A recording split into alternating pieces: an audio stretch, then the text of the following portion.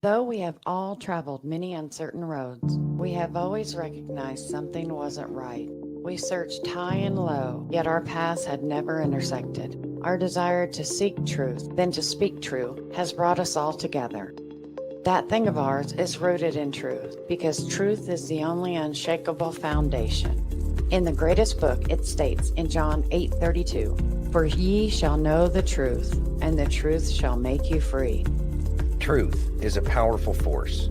It is the foundation on which all great achievements are built, and the bedrock of trust and respect in any relationship.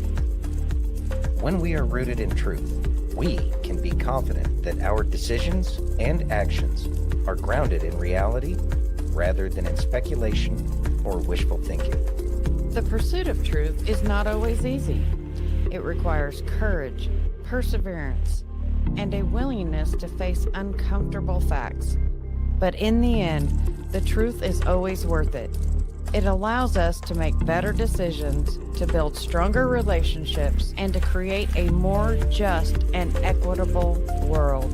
From politics and world events to entertainment and pop culture, we've got you covered. We'll explore our history and the stories that matter to uncover the truth that lies at the heart of each one.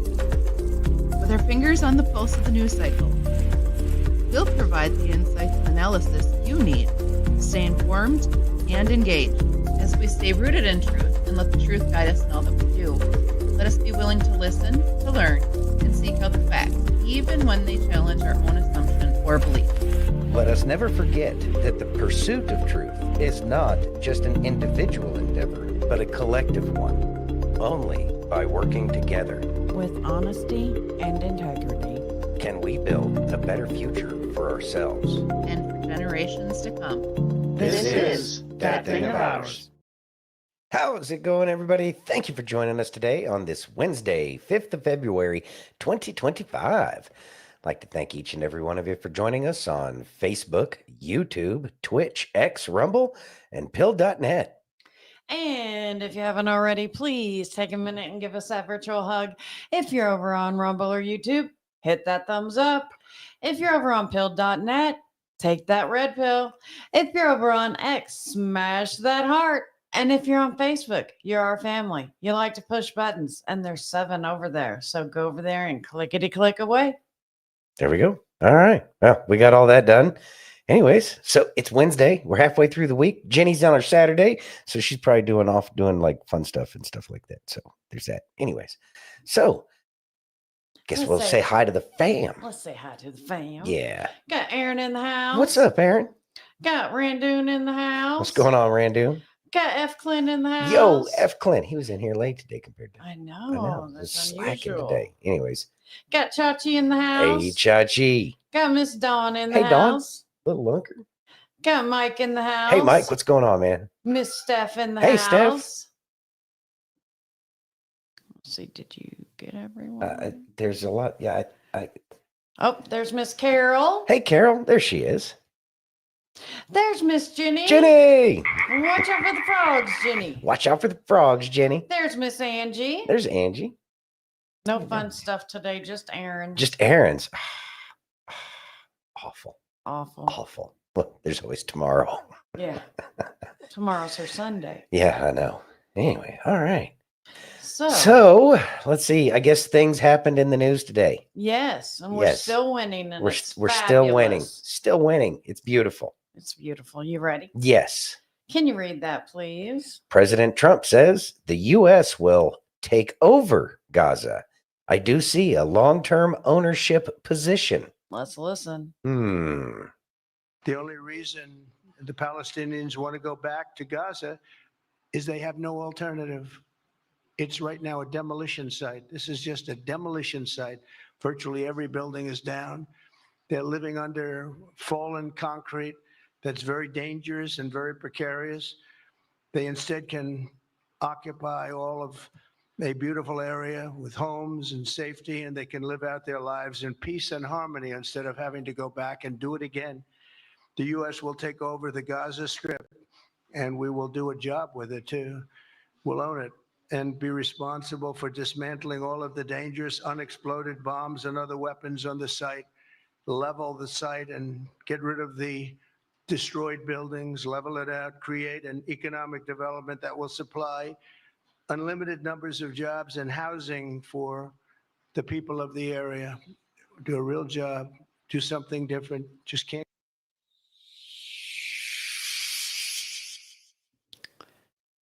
Thoughts? Well, this one's a little confusing. Didn't have this one on my bingo card. Nope. Didn't see this one coming at all. You didn't see this one coming, huh? No. Do you have any insights into this, dear? No. No. This is pretty interesting. Taking though. over the area. Taking over the Okay, area. so let's go over the things that we think we know about it. So the Rothschilds own the area, the land, right? Or do they? Well, we understand that they did, and that's why they Yeah. helped create the Israeli state, this and that and the other thing. Hey, Wendy. Hey, Wendy. So what is actually going on here? See, I think there's a play. I think that the whole Rothschild ownership of the whole region of the land in the region plays a significant part in all of this. Hey, Colleen. Hey, Colleen. So it's I don't know. Aaron says so many people are losing their shit over the Gaza thing. Yeah, I can understand that. Uh-huh. So there's a lot of stuff going on. A lot of the people that are Palestinian have been protesting. But the thing is like we know people who are Palestinian. We know people who, are from that region, and they don't like the war any more than anybody else, right? And it's one of the reasons why they're here.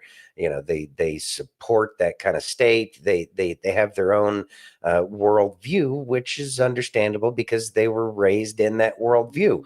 It's the way the world works. I have no better, thing on that. I appreciate that, Mike. So Mike says you're right on track, Santino. And so I think that, man, it's the Rothschilds, because we know that they've had to sell off parts. Like there was even a Q drop today about or a not a drop, but a delta. Thank you. And there were actually 20 posts today, so it might take me a little bit of time. But they had to sell off something in the Black Forest once upon a time. And remember, okay, here we go. They Q had post. that Christie's auction where they were selling off all their stuff. Not all their stuff, but they were a lot of it from Christie's. Yeah, I mean, there was actually some things that I was surprised that I would never expect the Rothschilds to be selling. It's actually Q drop post 666, February 5th, 2018, and speaks specifically to Rothschild estate sale. And we've seen other estate sales since then. Yeah. So knowing that they own the land, there's something there, and it's going to take time to expose all of it. I'm just not understanding how it's going to work. But understanding Donald Trump, by the time the details come out, I'm sure that everybody's going to be like, oh, that's genius. Mm-hmm. And that's what I see happening. It's going to be interesting. Chachi adds, perhaps President Trump is freezing the Gaza folks from an open air prison and removing Israel's catalyst for war.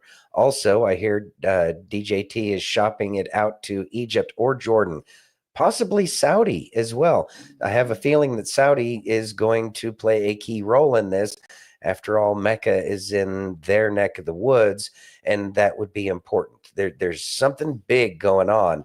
We just don't know what it is. And I have a feeling that they're trying to keep other investing or companies out. And I think that that's one of the reasons for it.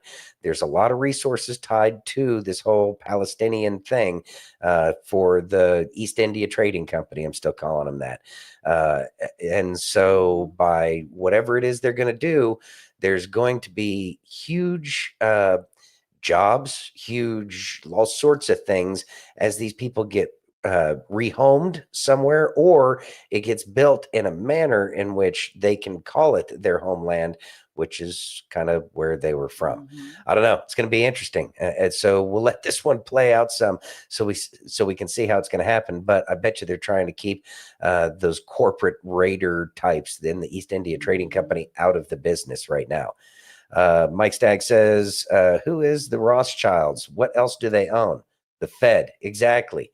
They do own the Fed. And again, keeping a reason or minimizing the casus belli, the reasons for Israel to go to war, by removing that, then it reduces so much friction.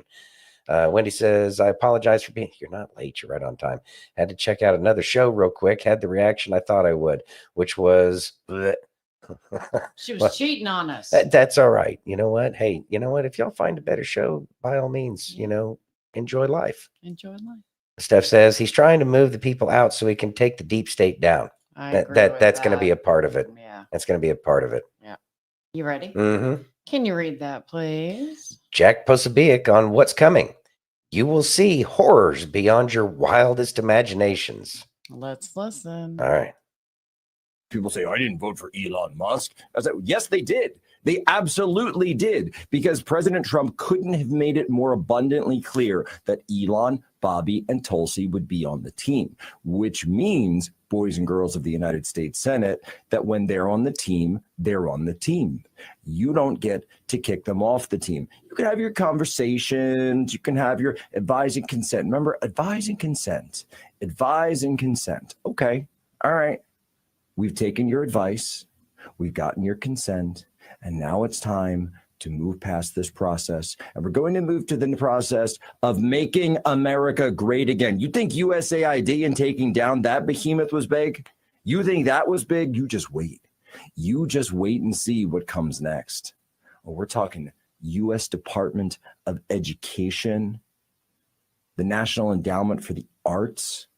You will see horrors beyond your wildest imaginations, because buried deep down within the bowels of these things is truly the stuff of nightmares. And yes, I'm talking about the intel community. We'll be right back. Human Events Daily.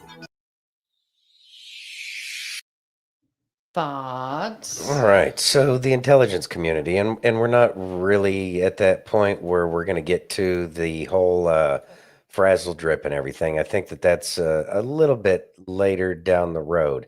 Let's see. Let me go ahead and share this Q post again, because it is relevant. And here we go. It's actually at the very bottom. So February 5th, 2018, Q post 666. Last two lines. Can we simply arrest the opposition without first exposing the truth? Follow the light. And this is going to be one of those things. This is the reason why it's a stepped process, everything that we're going through, piece by piece. By now, they've taken the money away from the darker aspects of CIA. Now they don't have the money to fight back. They don't have the ability to do all the things that they would have been able to before, because really they're just paying for, they're paying mercenaries to do mercenary kinds of things. And if you can't pay the mercenaries, then guess what the mercenaries do? They go find somebody else with money, or they go retire, whatever the case is. But they don't have the money to continue their operations. So we cut off their funds. Now it's time to start with the exposure of the darker aspects of what happens inside of the IC or intelligence community. The intelligence community is filled with amazing human beings who love the Constitution, and they do the right things all the time, every time they're presented with that chance, and they do it. But there are people within the community who do evil, and they have to cut them out. And there is an entire process. It's not going to be, oh, this person did that, and that's all there is to it. It's kind of a ridiculous way to go about doing things. I should know, because that's the kind of person I am. But that's what's going to happen is bit by bit. It's death by 1,000 cuts, because by the time they get to the death blow, there will be absolutely nothing that they can do in response other than to accept the justice that is being provided to them at that point. So, but Dog pile on staff. oh geez, did she say the S word? She said the F word. Yeah, S word. the S word. Anyway. Are you ready? Yes. Can you read that, please? All right. Story of Zizian Cultist Who Murdered of board. Let me try this again. Is it Zizian? Okay, story of Zizian Cultist Who Murdered a Border Patrol Agent keeps getting stranger. Let's listen. Caitlin, where do we even start with this story? If you can believe it, I am going to start with the words death cult. That is where we're starting with this story. Federal investigators are considering the possibility that all those things you just listed, the samurai swords, the box trucks, these attacks, might be actions taken by a cult known as the Zizians. Now, this case is as strange as it is disturbing. Authorities say last month, 21-year-old Teresa Youngblood was stopped by Border Patrol in Vermont. Now, she was with a German national named Ophelia Backolt. And when officers approached, gunfire then broke out. Now, Backolt was killed on the scene, and Border Patrol agent David Christopher Mayland died from his injuries. But here is where things take a turn. The gun used in the shootout was linked to a 2022 double homicide in Pennsylvania. And investigators now believe that Youngblood and her associates may be connected to another murder thousands of miles away in California. Law enforcement says they've allegedly connected the suspects to a 2022 samurai sword attack on the West Coast, where a landlord was brutally assaulted while trying to evict squatters. Now, that landlord, Curtis Lind, survived, only to be murdered this January.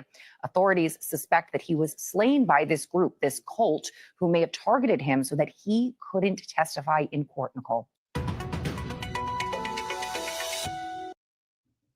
Thoughts? Yet another terrorist organization that's going to be hunted down and dealt with via justice. And this is one of the beautiful things that once cash gets into the directorate of the FBI and he launches all of these agents that are hovering around in Washington, D.C., that would probably rather be out in the field anyway, are now going to be going out into the field and be able to find these kinds of problems.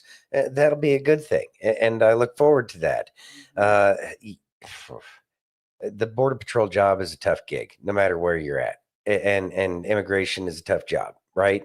And it's dangerous because really these are the kinds of people that you're trying to keep out of the country. That's why a strong Border Patrol and a strong Immigration and Naturalization Service is extremely important to the proper functioning of this nation. Because really, in the end, who wants to be around that? Look, you can have your death cult wherever your death cult is, but it's not here. It's not what we do.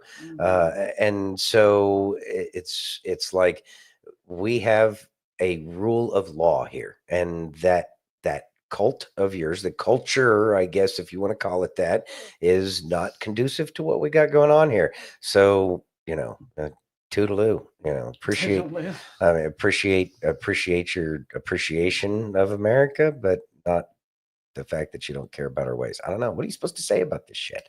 It's brutal. It's awful. It is strange. Well, there's an ass for every seat. Yeah. But, with Tom Homan at the helm. Yeah. Stuff like that's going to get taken care of. Yeah. Yeah. Yeah. The days are numbered for these kinds of shenanigans. You ready? Yeah. Can you read that, please? Elon Musk makes Democrats crazy. Yes, he does. Let's listen. The whole Congress is hysterical. No one elected Elon Musk to nothing. That's right. Not one Democrat in America voted for Elon Musk. What we not gonna do is stand around while they pull this bull. We are gonna be in your face. We are gonna be on your asses. We will see you in the courts, in Congress, in the streets. Elon Musk is a Nazi nutball baby. Every movement needs a scrappy little and I am that person. I need each and every one of you to get in touch with your inner scrappy little. Nobody elected your ass. This is not Elon Musk's country. Take your foot off my neck. It's all women screaming and Chuck singing. No one voted for Dr. Jill, but she was president for 4 years. When did Democrats start caring about chain of command? They got caught running a shadow government. The commander-in-chief had nap times. He had note cards to tell him where to sit. Senate Democrats say they're going to retaliate because unless Iraqis watch Sesame Street, the Constitution is in tatters. For them, it's about power, not your tax dollars. Democrats need dark money agencies like USAID to staff their cronies, launder money, wage information warfare, and sabotage Trump. But Musk sniffed it out and doged them. They're not mad about the money. They're mad they got caught. That's Thoughts? exactly what that boils down to, and that entire list of like, what was that cacophony of sound? I don't know. It was too loud. They don't have to yell. Oh, why are they always yelling? So exhausting, such a beating. Anyways, despite the verbal assaults that we just received from the left over there, those are the exact people that are going to be found out to have been receiving or recipients of all of this money. It's their anger is only going to increase. This is fear expressed as anger because, well, they had power and now they don't, and so they do the only thing that they can to lash out, which is now just a paper tiger. They have nothing anymore because they don't have the money to hire the henchmen that they had. Jenny says, there was a small protest in the city I work in about this. I saw it on Facebook and laughed because if I was there, I would have told them facts. You know, Jenny, you could tell them all the facts you want, and they're going to make it look like it was a large crowd, but it was just an echo chamber, probably of about 10 or 15 people with the appropriate angle on the camera to make it look like it was, crowds of, tens. Yeah. Mike says, I have a feeling every one of these people will have proof declassed about them. 100%. And I think that goes back to that Q drop at the end there. We can't just go out and arrest the opposition, even though we already have everything. We have to make it so that way the American people understand why they're getting arrested. So let them whine and yell and scream and do all that woke, whiny crap and, let them wear themselves out. You let a child that's throwing a temper tantrum throw their temper tantrum, and then you deal with them afterwards. You feel better now? Okay, good. Now let's get down to the business of why you were throwing a temper tantrum. So whatever. Anyways, it's coming. Justice is coming. Pain incoming. Yes. Yeah. Aaron says, wait till Doge goes through the Medicare fraud. Oh, man. Yeah, there's going to be a lot of people who are going to have some issues with that. And I know that there's a lot of foreign nationals who made tons of money off of Medicare, and that's probably not going to work in their favor either. Steph says, we didn't have to vote him in. Our president assigned him. Actually, if you want to get down to it, we did vote for Elon Musk to be a part of Doge. Why did we do that? Because President Trump told everybody that's what he was going to do. President Trump, before election, said, I'm going to create the Department of Government Efficiency, and I'm going to assign Elon Musk and Vivek Ramaswamy to it. And here we are. Yeah. So, no, of course you didn't vote for him because that was your own downfall. Of course, we wouldn't expect you to vote for that. But at the same time, the people that you have snowed to believe that your lies are the actual truth are going to find out that they wished they would have voted for President Trump because they would have wanted Doge once they find out exactly who all of you wailing banshees. Yeah, there we go. The wailing banshees There you go. of the That's a good Democrat one. Party. Yeah, whatever. I don't know. There's a whole bunch there. Jenny says they're mad at Musk. They're mad at Musk, but not our government from stealing money from us. Make it make sense. You can't make it make sense. Why would anybody be mad that we're not spending? Everybody in this country, left, right, or anywhere in between, far left to far right, and everywhere in between, bitches about the amount of money that the government spends. And now we're cutting money, and they don't like it. Yeah. Come on. Anyways, or you spank that ass. Aaron says, imagine getting caught by some crazy high school graduate autist auditing your records. Yeah. Musk had to get rid of Vivek because he wouldn't wipe. F. Clint. Are you ready? Yes. Let's listen. All right, let's listen. We don't go around doing good to be saved. God's already solved that problem. removed our sins and reconciled us to himself, guarantee us we'd be raised from the dead. We go around and do good because we are saved.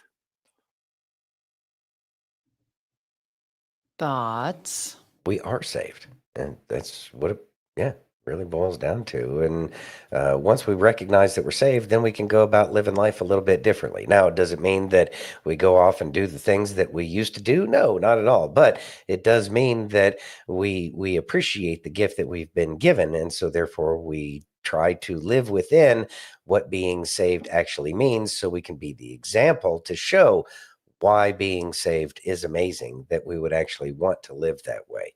And then, yes, Q drop shared earlier, 3831. And this is full blown 100% what's going on as well.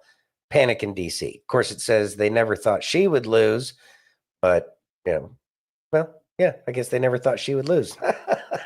It works out either way, doesn't it? Isn't that funny? All right. Well, anyways, moving on. Ready? Yeah. I got Sassy talking about the scandal with Politico and the AP. You ready? Mm-hmm. Let's listen. All righty. Now, this is a scandal, honey, a scandal. Doge is doging. Politico has stepped in it now. Oh, has the Associated Press. Doge has found our government has been funding Politico, the Associated Press, through USAID. You know the one, the left-wing labia liberal media. No comment? No comment? No. Nothing but crickets this morning. $8.2 million a year, over 237 transactions. Look at some of these Associated Press numbers. We talking millions of your tax dollars. A fucking pop, baby, a pop from our government to push anti-Trump rhetoric and pro-Democrat dumpster dialogue. Lord, women never felt so good. What's that Senator Kennedy 38 now? Fast fucking news. Oh, shit, son, shit. Check them all. T-Daddy and Elon Muskrat saying these bitches need shut down. As it fucking should be. It's okay, Politico. Fox News is hiring. Have you tried Coca-Cola? And pay very close attention when it started. Well, our government would never do nothing like that. Surely not. You see that? Yeah. We fucking know. Here's $500,000 for 37 subscriptions. So a subscription to Politico is $15,000 a fucking pop? Yeah, sure. Bullshit. Thoughts? So, is it any surprise that Politico has had the Pravda kind of slant that they've had? Mm-hmm. Isn't that interesting? Yeah. Whole bunch more of the swamp, and it's all going to continue to come out, and they're not going to have those, again, mercenaries anymore. Those mercenaries are now gone. They don't have a reason to exist anymore. Maybe they should learn to code. I hear it's very rewarding. I heard. God, where did I hear that from? Actually, I think I heard it on Politico, as a matter of fact. Well, either way, good luck. Wow. Enjoy the fruits of your labor. You ready? Mm-hmm. More on Politico. More Let's on. listen. Yes, Yeah. more on Politico. Uh-huh. Mm-hmm. See what I did there? I see what you did there. Let's listen. All right.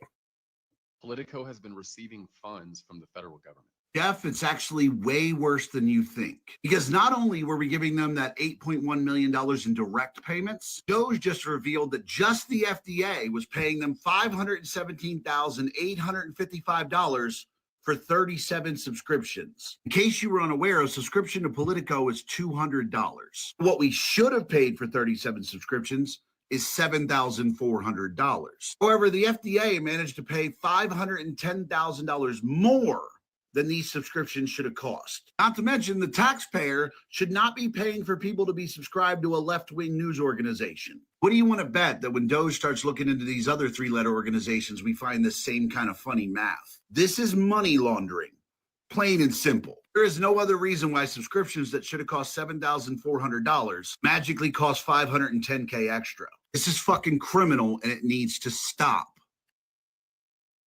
Thoughts? Very criminal. Mm-hmm. And to drive and force a narrative. That's exactly what it led to.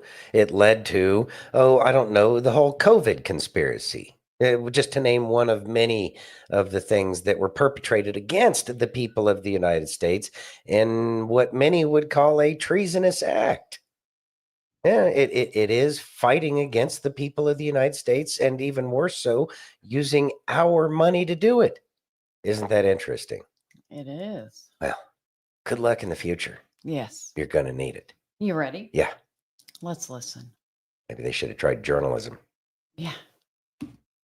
So I got to thinking, there's MAHA, Make America Healthy Again. MAGA, Make America Great Again. But what we really need to do is make America follow the Constitution again. Motherfucker.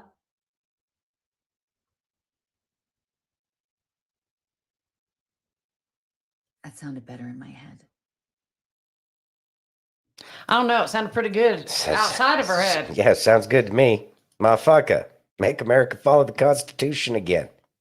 I like it. If we could just get people to actually read the Constitution. It's like the Bible, too. It's like these are the important documents in life, and maybe you should try to comprehend what they're actually saying. And so, yeah, just start by reading the Constitution. And I think we should get back to something that I didn't have to do because it was already done by the time I went through U.S. government in high school. And I went to an amazing high school, and that is to memorize the preamble of the Constitution. Memorize the Bill of Rights, memorize so many things. We don't do that, and we haven't done that. And this was in the late 80s, early 90s. So if it was done by then, and look at how far we've come, and understanding that previous generations had to memorize this stuff, maybe it's important for us to get our children and grandchildren to be able to live more of what America is supposed to be, is to get our educational system to present these kinds of concepts back into the education system, where kids are taught the form of government with which they live under, and have them be able to compare and contrast the virtues and vices of each form of government that presently exists. And if they feel like bringing up older forms of government that no longer exist, whatever. But I think kids need to be doing these critical thinking skills with being able to understand what we actually live under. You know, it's kind of a Wild West understanding, because we have all been denied that, educational environment where we can discuss things like how the country should be run. And we can't have that discussion if nobody understands what the law of the land actually is. That was a good one. Thank you, Steph. Yeah, that was a good one. Thank you, Angie. Yes, please get Yes. those thumbs up. Yep. Make sure y'all are giving us those thumbs up. It really does help us out. Yeah, we don't beg for a whole lot on here, but we do ask that y'all go ahead and hit those thumbs up, or the heart, or the red pill, or whatever. Anyways, or whatever you got over there on Facebook. Y'all got all sorts of stuff. You ready? Yeah. I got Miss Jenny. All right. Let's listen. Jenny. So I think I figured it out. Are you guys drinking enough water? I know some of you guys really like the Kool-Aid because of all the sugar and everything, but hear me out. If you're drinking more water, you're going to be too busy in the bathroom to be causing drama and being up everybody else's business. So drink more water, would ya? I mean, she's got a point. You got a point, Jenny. You got a point, Jenny. I mean, drinking water is important. And is. It's something we should do. And that way you can stay out of other people's fucking business. Well, I mean, there's that. Side note, but not altogether unrelated, is how you can tell you do the little pinch test. And if your skin goes back down real fast, you have properly hydrated. But if it stays up real high, and if I had to pull the skin up real high, it takes a long time. The elasticity is less if you drink less water. So if you want to get rid of those fine lines and wrinkles, maybe, drink some more water. Yeah. I love that. Yeah, that was video good. Well, I love Jenny anyway, but Yeah. it was great. You ready? Yeah. I got Tucker All right. and Dana White talking about how Trump has changed. Let's listen. All right. Do you think he's changed since July when he got shot? He believes that God spared him to run this country for the next 4 years. And I think that had a lot to do with his mentality coming out of that assassination attempt. There was blood pouring everywhere, and yet in a certain way I felt very safe because I had God on my side. I felt that. I went to Mar-a-Lago to be with him election night. He hadn't slept in like 72 hours. Then he wins the election. I jump on a plane. The guy's calling me the next, the guy doesn't sleep. He just keeps going and going and going. I left election night. I jumped on the plane at 4 a.m. He was still up when I left at 4 a.m. And I literally, I don't know if the guy slept since then. It's unbelievable. All of that is totally real and on a diet that you would not recommend to any person. Never seen him drink water. I've been with him a lot since the election. Still haven't seen him drink water. And he's doing the opposite of everything you'd recommend, but running the world. Do you have any guesses as to how that happens? He's unlike any human that I've ever met. I say it all the time. I've never seen anybody that operates the way that this man does.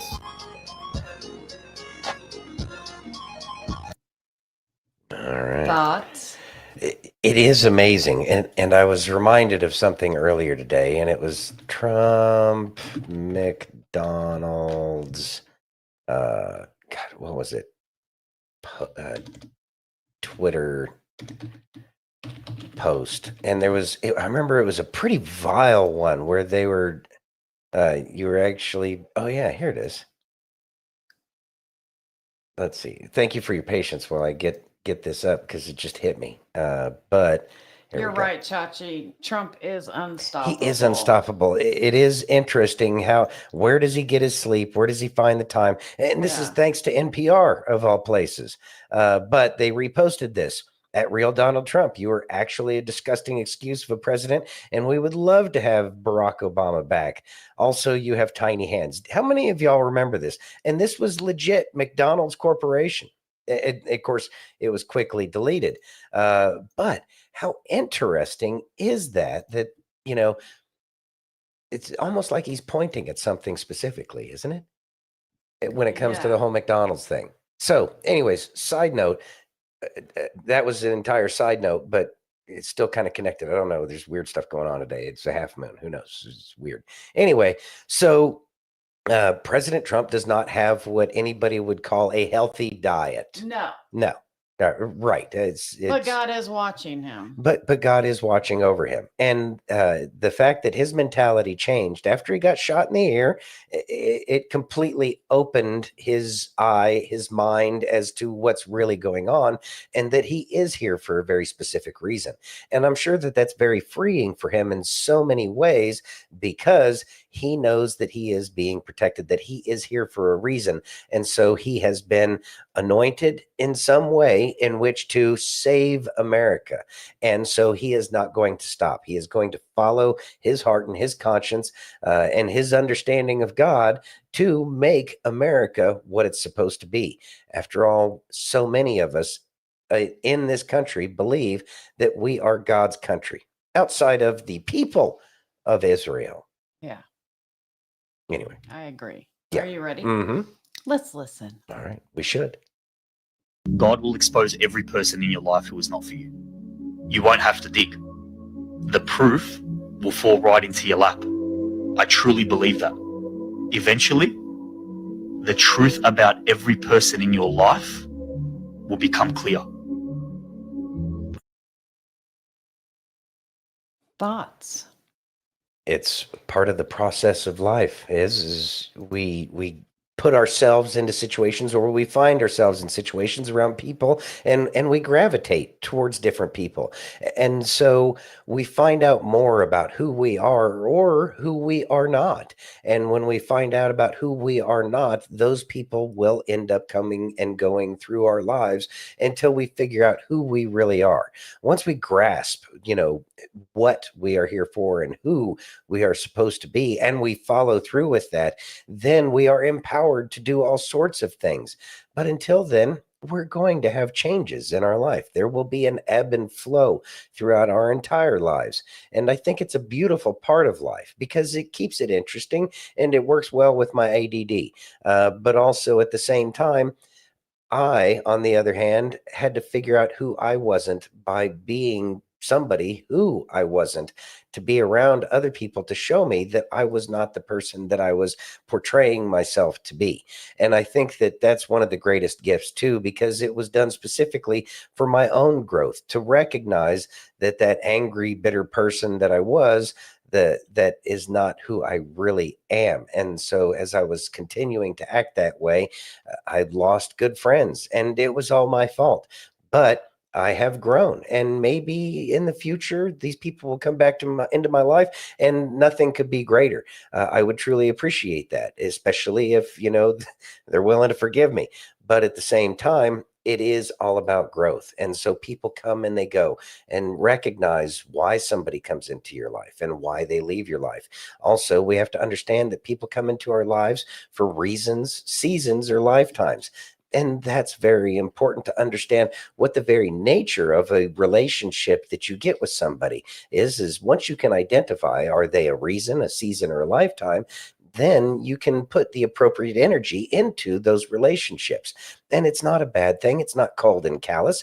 It's about recognizing reality for what it is. Reality.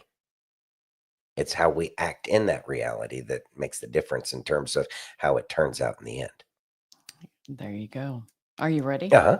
Can you read that, please? Glenn Beck says USAID is a CIA front. It's why the rest of the world hates us. Let's listen. A major reason. I'm sure there's more. This administrative state has been the gatekeeper of information, deciding who gets to know what, both here, at home, and abroad. Does the president even know?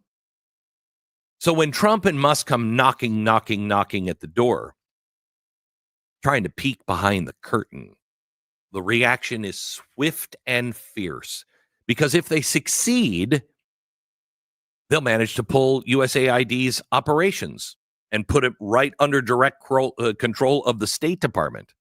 Or even worse, in the public eye, they'll be held accountable for things. We can't have that. It will expose decades of covert actions, questionable alliances, the dark side of U.S. foreign policy that has been hidden under the guise of aid.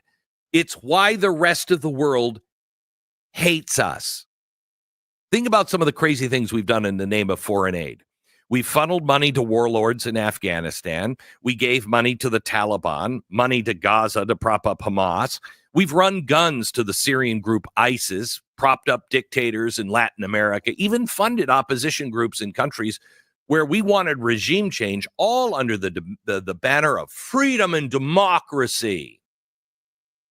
Again, this is why everybody hates the American government. Her people see our influence as good and benevolent. And sometimes I think we are.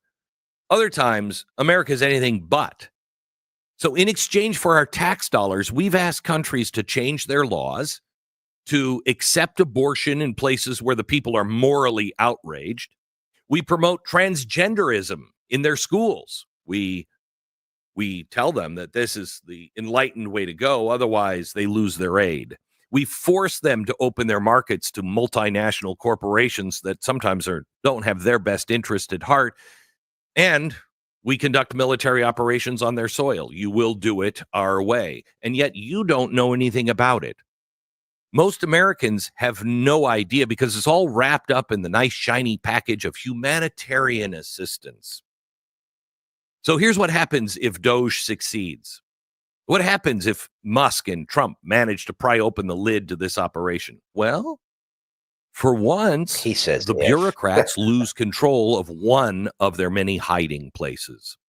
The intelligence community loses one of its more useful tools. And the American people might finally get to see just how much of their hard-earned money has been used not to build schools or feed the hungry, but to manipulate foreign governments and maintain our empire of influence. And here's the kicker. This isn't about just the past. It is about the future. Because if Musk and Trump can break through this wall, it sets a precedent. It says no part of the government is beyond scrutiny of our elected officials. And that terrifies people who've been running the show. So what do we take away? One, pay attention. Stories like these are not bureaucratic squabbles. This is the battlefront. This is the battle line right there that will decide who actually runs the country. We're going to see more on this, and the intelligence agencies are not going to like it. So one thing I would take away from this is don't take any news story at face value for a while. There are many hiding places, and those who receive and use dark money for black ops are going to fight back. Second, ask questions. Continue to ask questions. Why does USAID have classified systems that other government officials can't access? Why is there so much resistance in an aid organization to transparency? And third, remember the people that are screaming the loudest about protecting democracy are often the ones most afraid of the people actually seeing how the sausage gets made. So this isn't about USAID, Doge, or even Trump and Musk. It's about whether you have the right to know what our government is doing with your money. Stay curious, America. Thoughts? All right. So, yeah, seeing how the sausage is made, and it goes right back to that cue drop again. Follow the light. What are we seeing right now? We are seeing light in dark places. All right. So Chachi says, and this is perfect. The swamp politicians. Oh, wrong one. Stop. Oh my God. Yeah, it's supposed to be. There we go. The swamp politicians. These sound effects. Anyways, swamp politicians don't know how to play any other way. They are totally perplexed. And this is the real win about all of this. This is why there is that panic in DC. This is the very source of the panic that they have in DC. All of these swamp donkeys that are out there, they don't know how to do it without money because they don't have a natural leadership ability in their entire body. They can't find it. They can't lead if they're not buying people's love. See, that's a very sad way to live, but they've managed to make a profession out of it. But regardless, that profession isn't going to work for them anymore because they really don't have this knowledge, skills, or abilities to be able to create the world that they talk about, even if they wanted to. They can only create that which is going to support and better their own lives over anybody else's. The only thing they understand is horse trading, and we don't need that shit. What we need are actual deals where people can see with absolute transparency as to what is happening with our money. It's our money.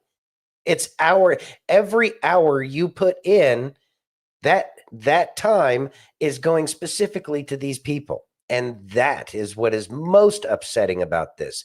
They have stolen time. It doesn't matter if you're rich or poor. It doesn't matter what you have or don't have. We all have a limited amount of time, and they stole our time. They stole our lives from us, and they made our lives miserable with our own time, not only in creating an environment where the employers take advantage of people because that's the way corporate America works. But they also took our money to enslave everybody else. They are enslaving the entire world. And once that's found out, it's going to change everything. So we're getting there. Light is getting shown in the dark, and they're panicking. What? I don't know. Wait, what did I shit? Oh, the Leroy Jenkins? Yeah, my bad. All right, there we go. Ready? Yeah. These buttons, they're doing their own thing. I have no idea what's going on. Can you read that, please? This gal. Anyways, diabolical depopulationist Bill Gates warns millions of deaths over shutdown of the USAID CIA Front. Oh my God. Let's listen. Let's listen. Mr. Gates, you also called Elon Musk's political influence abroad, quote, insane, along with another word we can't repeat here. But what's your take on his political access and influence here in America right now? Well, Elon, his private sector work, has been very innovative, really fantastic. A lot of private sector people, when they get into government, they don't take the time necessarily to see what the good work is or why it's structured the way it is. So I'm a little worried, particularly with this USAID stuff. My foundation partners with USAID on nutrition and getting vaccines out. And, there's incredible people. They're not actually worms that work there. So, hopefully we'll get some of that work back in shape. In fact, if we don't, you could have literally millions of deaths. So, you know, with aid, people think, you know, wow, how much do we give to these countries? As you said, it's less than 1%. People think it's 5% and it should be 2%, but it's actually under 1%. Wow. And still saving lives. Well,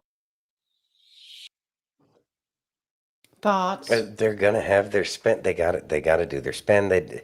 This is the more intelligent way of trying to maintain control of the situation.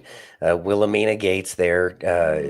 She's doing it the smarter way because she understands that she doesn't have the abilities like some of the angry politicians that the Gates and company pay. Is they're the ones who own some of these politicians like Mad Max and stuff like that. So, trying to play the game a little bit more politically, try to take control of the narrative, but they're not going to be able to take control of the narrative because the light is being shown and people can see it for themselves, and they'll finally be able to see all of the lies that people like Bill Gates have been perpetrating against us, especially since so many people are waking up to the fact that Bill Gates was one of the people that was pushing the fake vaccine COVID narrative, the fake pandemic.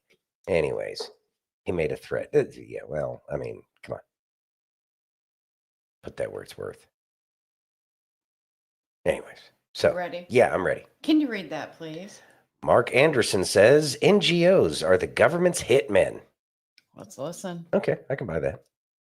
NGO is one of those great terms, like non-governmental organization. But then it's funded by the government. Well, that's not an NGO. That's a GO. And then what happens is the government outsources to these NGOs the things that it's not legally allowed to do, like violation of First Amendment rights. Right. And so if you want to censor American citizens, what you do is you fund an outside organization and then you have them do it. And that's like hiring a hitman. Like, it's not okay to murder someone, but you can hire someone to murder someone and then you're clean. And if you want to solve a murder, it's not enough to find out who the hitman was. You have to find out who paid the hitman. And so a lot of this traces into the White House. Thoughts? All right. So really, it was they're hitmen. It's a modern version of a hitman. They, like he said, and like he pointed out, and I think so many of us understood this already. That's why they were sending all of their deep state cronies into what was Twitter, and then they got fired, and then we found out everything that was going on in Twitter. But think about it happening with all of these international aid organizations. You don't need to really name any international aid organizations. I think we know which ones the big politicized have commercials all over the place, kind of non-governmental organizations. But they are de facto GOs or government organizations because they send their employees over there, they provide all of the funding, and they give them a set of marching orders, let's say, that they must carry out. And that's exactly what's been happening. Case in point, Politico.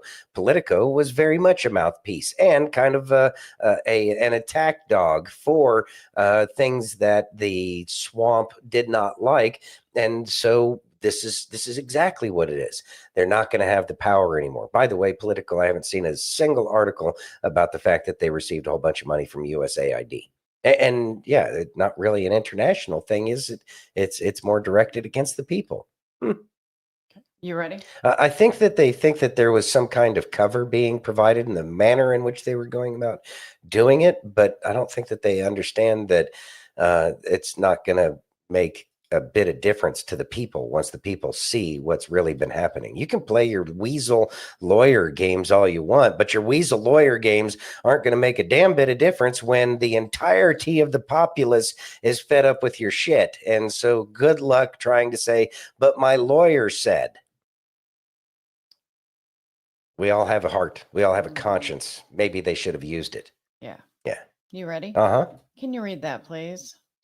This is a prison in Bukele's El Salvador where nonviolent criminals contribute to society.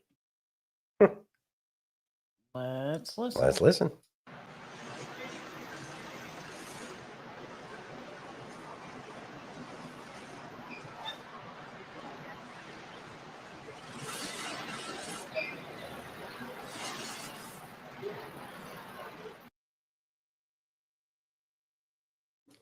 Thoughts? All right. So, nonviolent criminals doing something productive.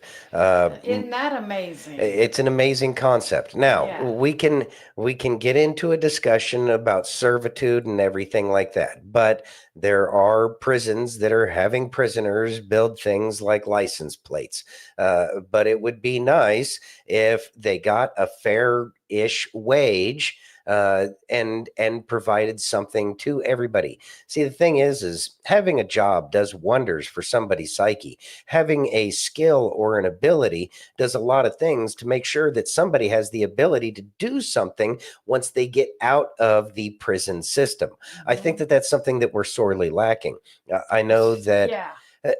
And it's because they don't have the skills that they need to be able to make the money. And that's another problem is the imbalance that's done to the people of this country, because you have the haves who are having, $50,000 sushi dinners, while there's other people that are skipping a meal so their kids can eat.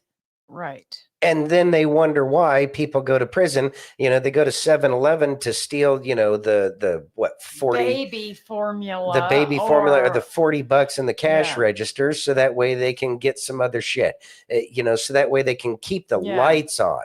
Everybody should be able to keep the lights on. And this system isn't designed that way. Of course, getting rid of all of these illegal aliens might help people get jobs. Just throwing out a concept here, because then those jobs will still need to be filled, especially as the economy is about to boom. Yeah. Very interesting. And here's the thing: if they can do stuff like that over there, Mhm. we can do something here We can't. Well, our and prison, make it better. the prison system needs reform desperately. It has turned into crime. You go there, you're stuck. You're stuck in the system, and nobody's going to want to hire you because of the insurance liability. And so they just can't take on that kind of liability in so many ways. There are some, companies out there that have, a market, a niche market where they can hire criminals to do things. And then it's kind of, luck of the draw. Either you get somebody who truly cares or somebody who's just trying to take advantage of these people Right. that can't get a job anywhere else. We are sick as a nation, and Yes. we got to fix a lot of these problems. And something like that, especially for nonviolent criminals, get them to work, get them to Well, do something. And not only that, but like the non-violent criminals is what they were talking about there and Yeah. stuff like that. And here in this country, we have that too. But like someone who, had a joint or whatever before Right. it was legal, all of that, you send them to jail and they're around all these other very violent criminals. Of course, they're going to come out different than what they went in. So we need to do something more like that, because for a joint or for marijuana or for any nonviolent thing, they should be able to have something different. There's a difference between selling marijuana and killing someone. Right. Selling Period. fentanyl is a different thing. Right. And I'm not talking about that. I understand. I'm talking about this was made by God. Yeah. It is a weed that grows naturally. Is that how it got its name? Oh, shit, I never put that together. So I'm just saying, if they can do it overseas in basically a third world country, Right. why aren't we? Oh, I'll tell you why. Yeah, there you go. Go for it. Because they're getting money to keep people in prison. And that's the way it is. Bastards. Are you ready? I have nothing to add. Good job. All right, let's go. I know. Kay had a rant. You know what? That's all right. I enjoyed it. Thank you. It was directed at somebody else. Of course I enjoyed it. You're a turkey. I know. How about some Craig? Gobble, gobble. Yeah, we could use some Craig after that before I Yeah. get stuff thrown at me. No, All right. no stuff thrown at you. You ready? Yeah. Okay, let's listen. Many of us treat God like a vending machine, don't we? We put in not our 35 cents, but we put in our good behavior and our church attendance and our Bible reading and our tithes. And then we press the prayer button and we expect God to give us exactly what we ordered. Because after all, we're serving God, so our loved ones should be healed. And we go to church at least 3 weekends a month, so we should pass the test whether we study or not. And we have a streak in the YouVersion Bible app, 11 days in a row. So we should get the job, even though we may not be the most prepared for the job. But we have to understand that God isn't a vending machine, and our faith isn't a contract. And we may not recognize it or not, but I would suggest that a lot of us, without knowing it, we believe in what I call a cause and effect faith. We tend to think that, hey, if I do my part, then God has to do his part. And without knowing it, that turns our faith in God into a transaction with God. It's just like 911 Jesus. Make a wish, Jesus. Microwave Jesus. So ridiculous. Thoughts?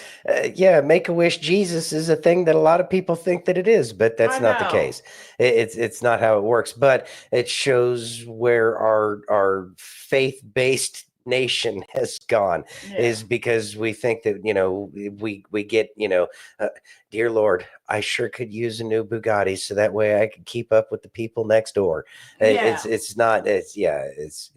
kind of lost sight that they're praying to Mammon, but they don't know that because they don't even know who Mammon is. Yeah, it's another part of society that needs some work, and is that we need to have an understanding that maybe all of this vanity that we have everywhere, or the barter Jesus, oh God, I'll do this if you just. It's yeah. All right. You ready? Yes. All right. Can you read that, please? Flashback. Biden DIE pick to lead the FAA couldn't answer one question about aviation. Ready? Let's listen. Surprise! Planes are falling out of the sky. Right? Yeah. Woo!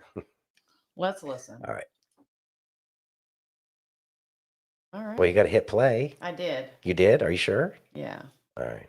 So, Mr. Washington, can you quickly tell me what airspace requires an ADS-B transponder? Not sure I can answer that question right now. That's okay. We'll just keep going. So that's a pretty important part. So what are the 6 types of special use airspace that protect this national security that appear on FAA charts? Sorry, Senator, I cannot answer that question. Okay. So what are the operational limitations of a pilot flying under basic med? Senator, I'm not a pilot, so. But obviously you'd oversee the Federal Aviation Administration. So any idea what those restrictions are under basic med, quickly? Well, some of the restrictions I think would be high blood pressure. Some of them would be. It's more like how many passengers per airplane, how many pounds in different categories, and what altitude you can fly under. So, and then amount of knots. It's under 250 knots. So it's not having anything to do with blood pressure. So can you tell me what causes an aircraft to spin or to stall? Again, Senator, I'm not a pilot. Okay, let's keep going. What are the 3 aircraft certifications the FAA requires as part of the manufacturing process? Quickly, please. 3 aircraft certifications. Again, what Fixed I would rotor say to that is that and one of jet. my first priorities would be to fully implement that Certification Act and report. You know the back to 3 this types, committee. Mr. Washington? The 3 No. types? Okay.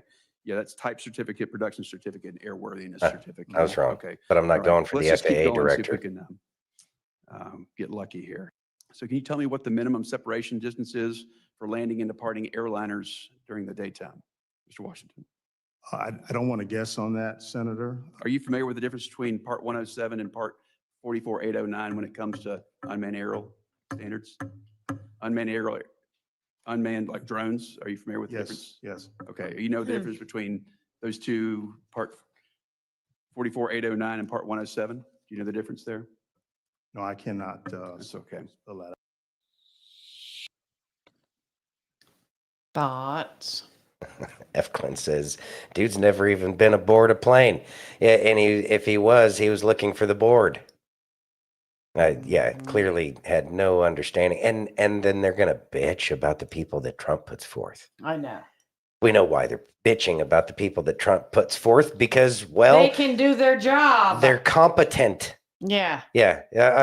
That was not a diversity, inclusion, and equity hire. That was somebody who can toe the line and keep their mouth shut to all the weird shit they got going on over there in DC. That's what that was. Nothing else. How you doing, Vanessa? Thanks for joining, friend. Yeah. Hope says, let's continue to grow our family here. Hit that thumbs up. Do appreciate that. Thank you. Yes. Make it, then try to fake it. Did you let that man fly a plane? He doesn't need to be at the airport, let alone run it. Yeah, I know. Oh. Yeah, he shouldn't even be allowed at the airport. Yeah. That's good. Oh, man. None of Trump's picks are inclusive. Yeah, right. Yeah. As how many of them are gay, first or second woman to sit in this or that or the other position, a person of color, all these things. Yeah. Wow. Huh. Not inclusive at all. Mm-hmm. Or maybe these people are hired simply because they're just the best people for the job that are willing to do it the right way. Exactly. You ready? Stark contrast. Very much so. You can't appreciate the light if you haven't seen the dark. And boy, have we been living in the dark. Yes, we have. Woo! Are you ready? Yeah. Can you read that, please? Stephen Miller exposes yet another fake news media hoax. No way. What? Let's listen. I'm so surprised and shocked. I know. Okay. Got my shocked face. There we go. All right. The president issued executive orders pausing funding for diversity, equity, and inclusion, critical race theory, radical transgender ideology, sex I understand changes. it. I'm just No, because the judge said the judge said that there had to be stopped. Go ahead. Either I can answer the question or I can't. I'm trying to get clarity though, because the judge said Friday. I'm going to answer your question exactly. Okay. The president paused funding for diversity, equity, and inclusion, radical gender ideology, critical race theory, sex changes for minors, foreign aid, as well as certain Green New Deal projects.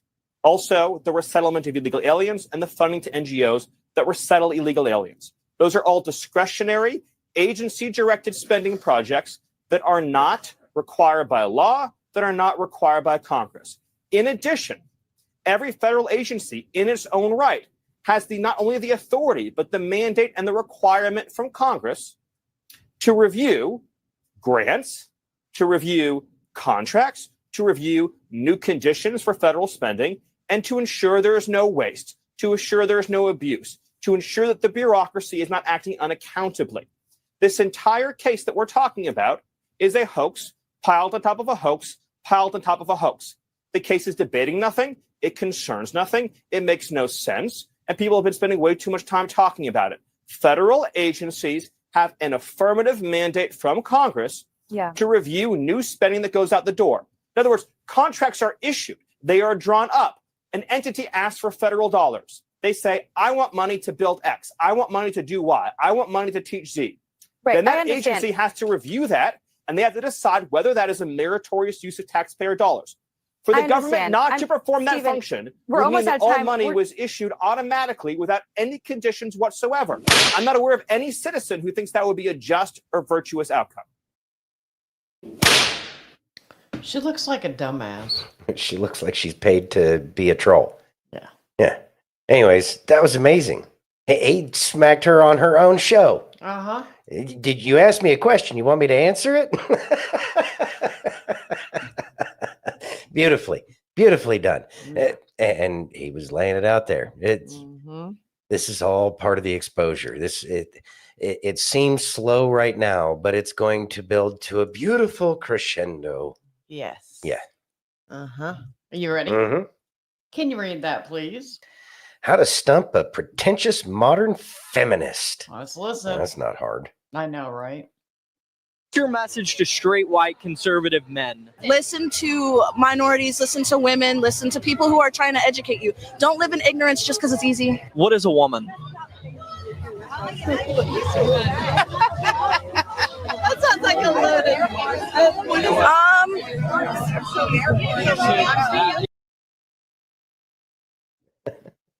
Thoughts? How could she not define what a woman is? Clearly, all you have to do is wear a dress and poof, you're a woman. And you have to identify as one as well. See, they've gone so far down the rabbit holes they can't even answer their own questions to how stupid they actually sound. I know. I mean, I appreciate it. We should all be listening more. And it's kind of interesting. Okay, let's apply psychology 101. It's kind of a mirror of exactly what she needs. She wants people to listen to her. She wants everybody to, she wants a specific group of people that she calls racist to be able to tell that specific group of people that she thinks is racist, and they're not allowed to say anything, and that they should just listen to her and everybody of her hive mindset without bothering to listen to anybody else. Nor does she have the capacity, the mental capacity, to be able to answer simple questions as to what a woman is. This is the lunacy we've been forced to deal with for I don't know how long now. Too long. Way too long. Yeah, about that long. Too long. Too Forever. I've counted twice. Anyway, so finally, people are waking up to the concept that really these people don't need to be listened to, and that in fact they are the ones, psychologically speaking, that need to listen to everybody else. But they won't get that opportunity until they realize that nobody cares about what they have to say anymore. Yeah. That's the only way they're going to grow. So sorry about your luck. We tried doing it your way, and well, look at how awful everything was. But the good news is but the good news is that it's all looking on the up and up now, isn't it? Yeah, That's great. It is. Thank goodness. Yes. So Miss Jenny sent this video to me. It's about Planned Parenthood. Let's listen. All right. Planned Parenthood was furious that they were being exposed for harvesting and trafficking of late-term aborted babies and their body parts for government-funded experiments. And so they ran to their powerful ally in the state of California at the time, the Attorney General of California, Kamala Harris. Kamala Harris, at the behest of Planned Parenthood, launched a completely unprecedented, never before done criminal investigation and prosecution of myself and my undercover colleagues under California's video recording law. And so why was it worth it for them to do this for 9 years, though? Why did they try so hard for 9 years? It's because of the facts of what's documented on the undercover footage about Planned Parenthood's late-term abortion business. And those facts were too damaging for Planned Parenthood's reputation and for the future of their taxpayer funding and for the future of abortion policy in this country, that they demanded that they try to silence the message, erase the videos, and try and pretend like all of this never happened. But 9 years later, they weren't able to do that. The videos are still out. President Trump just issued a very strong executive order on Friday demanding that federal taxpayer dollars be completely separated and not go to any programs or any organizations that fund or promote elective abortion. And so finally, we're starting to see justice, that the federal government is going to divest from its sponsorship of the abortion industry. Thoughts? All right. So the defunding of Planned Parenthood is a big deal. And it's a big deal in more than one way. Okay, so let's go with the fact that we, the people, have been paying out of our own pocket for this baby murder facility to be able to not only murder babies, but to turn it into a body parts shop where they can sell all these parts and pieces to various organizations for who knows whatever it is they're doing, to include some of our food additives. Interesting. But despite that, let's go on the spiritual aspect of that, and that is that truly it is a Moloch worship child sacrifice procedure that is being done there. And The government shouldn't be in the business of supporting any religion, no matter what that religion may be. So, good news is that's two birds with one stone, isn't it? It is. Yeah, that one's going to be a tough one for the left to swallow too. Once they don't have that money or those henchmen to be able to support their garbage, inhumane narrative I of. think they're all crying so much right now. They- They're losing so much money yeah. right now. Oh yeah, Wah. yeah. Cry me a river. There you go. There we go. How about some Kelly? Yeah. Let's listen. All righty. I don't trust AI. Listen, I don't either, but I trust the king. You see what I'm saying? Listen, don't put God in such a small box to think that he has no control over AI. And I know I've seen the posts and the videos and the stuff that AI is demonic. And my son had a chat conversation with a demon, and it was through AI. Okay, sure, maybe not. I don't know. I don't doubt it. The devil's real, man, and he's using everything he can. So I believe that. But you know what? The devil may have a lot of power, but I know someone greater. Come on. I know somebody greater than him. Guess what? If the devil can use AI, so can my God. Let's go. Listen, anything that the devil is using for evil, that means God has a version for good. The devil is the author and the creator of nothing. The only thing he can do is twist and skew what God wants to use to make holy.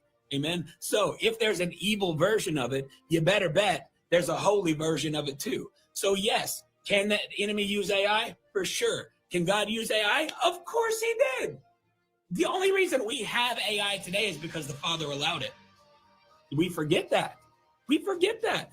He gave it to us. So you can even look at it as, oh, this is evil, stay away. Or you can look at it as, God, this is another tool, another resource that you gave me to build your kingdom and to share you as far and wide as I can. Thank you for this resource. See, it's all about perspective. Shift your focus, man. You're looking for good, you'll find good. You're looking for evil, you'll find evil. Amen. Amen. Thoughts? All right. So this is something that we need to remember. When something seems like it may be too much, it is about having that faith that it only is there because God allows it. And so many of these new technologies happen. We get the lessons about how evil it is first. It's the only way we can understand it. Once we understand the darkness that can surround something like nuclear power, right? They weren't trying to build a nuclear reactor so they could power cities first, were they? No, they were trying to figure out how they could level entire cities. AI is no different. It will cause a lot of problems, and we will survive through it, and we will learn, and we will be able to work with it in the future. There is something about that technology that we are having at this point in time. Could it mean that, we lose all electricity? Well, that's a possibility, but we got to learn the lessons first. And there is a lot of hubris involved with AI. And it's very apparent based off of the responses that it's giving, because so much of the AI gives a very slanted and skewed perspective, but that's only done because of the ignorance of the people that are writing the code. So we're going to learn. And we'll be fine. I'm not too worried about AI. I just know that I'm not going to base my life off of everything that AI tells me. No. But then again, I also don't use it that much, other than the fact that it's at the top of the search results. And sometimes it's really good and sometimes it's absolute trash. But other than that, it is what it is. Absolutely it is. And nothing is impossible with God. Roll with it, baby. You ready? Mm-hmm. Can you read that, please? Government waste is far worse than you thought. Let's listen. Hi, welcome to the Department of Government Efficiency. We were looking over last year's budget and we found some anomalies that we wanted to address. Okay, if you're talking about the military budget, if you want a safe country, that's how much we... Oh, we didn't even start looking at that yet. Get ready for that. No, we were looking at this list here. We wanted to start with the National Pillow Fluffing Initiative. I mean, don't you want your pillow to be fluffy? Not when you're spending over $1 million of taxpayer money. We're cutting that. Also, the Bureau of Elevator Music Standards. Explain yourself. Forgive me for trying to set the vibe, bro. $800,000 a year. The National Velcro Noise Study. What's the problem here? You don't have to spend $1 million a year to know that Velcro noise is annoying. Now, the Program of Ice Cube Uniformity and the American Cloud Watching Fund. Okay, that one's a problem, but I'm kind of OCD and I like it when my ice cubes are all the same size and shape, you know? Yeah, we all do, but that doesn't mean you spend $1 million. Now, the Federal Kazoo Orchestra grant, it's amazing what they could do with those things, honestly. The Federal Bureau of Traffic Cone Counting, $256,343. You're welcome. Now, that's what I call $800,000 well spent. I don't know if you noticed, but everything he said were actually I true. just looked up the first one because I wanted to listen to the rest of it. Yeah, I see it right here. Spent over $1 million on the National Pillow Fluffing Initiative. Oh, Lord have mercy. What are we supposed to do with this? All right, so Gee, I wonder why Trump wanted Doge. it's not like we haven't known that there were some bullshit initiatives out there. I mean, there's the pork barrel list that comes out every year, and that one was always really good. It's amazing the stuff that our politicians do with our money. But fortunately, the Department of Government Efficiency will be there, or at least they're there now to try to get rid of this stuff. I mean, I thought that we had like an Office of Budget and Management that was supposed to highlight these things, but obviously there isn't enough weight to it, so there needs to be a counter. And it seems like that's what the Department of Government Efficiency is about. Needs to not have too much power because it can be abused in the future. So we got to be careful with that. But at the same time, it's really helping out at this point in time. F. Glenn says, why am I fluffing my own damn pillow then? Good question. Answers we'd all like to know. Answers to is, why is my pillow not fluffier? Right? Chachi says, what if the White Hats were setting up USAID with all these bunk projects undercover over the years? It's an interesting concept. I don't think that it would have been necessary, though, because people like Nancy Pelosi and Mad Maxine Waters were clearly very heavily invested in all of these kinds of projects. And so they just saw a cash cow.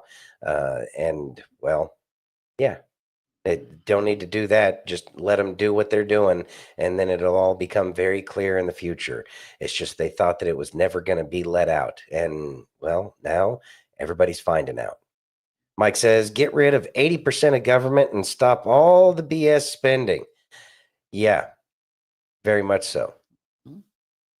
Hope says, I love the sound of Velcro. It means my husband just got home from work safely. I can understand that. Velcro is annoying. But remember, her husband's a cop. I understand that.